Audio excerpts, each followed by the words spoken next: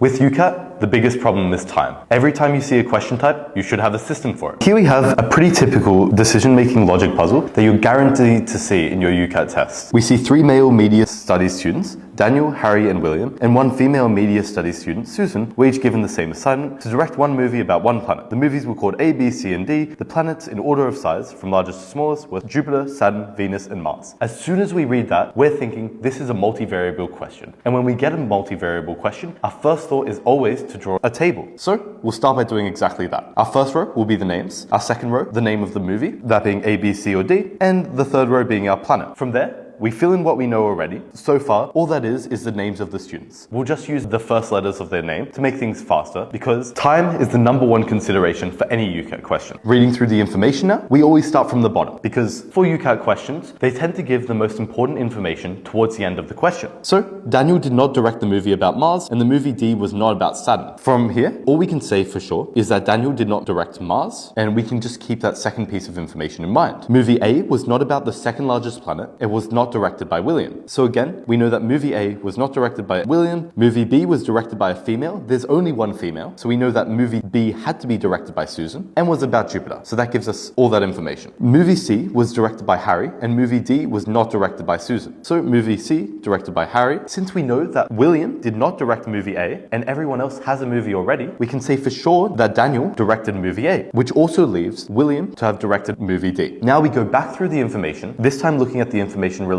between the movies and the planets. So movie A was not about the second largest planet, which means that it's not about Saturn. And from there, we can see that Daniel directed a movie about neither Mars, Jupiter, or Saturn, meaning he must have directed a movie about Venus. If we keep carrying on, we know that movie D was not about Saturn, which means that movie C must have been about Saturn, which of course leaves William's movie D, to be about Mars. Finally, we can look at the question. Which of the following statements is true regarding the movie about Mars? It was movie D, and it was directed by William, is our correct answer. Follow for more UCAT tips.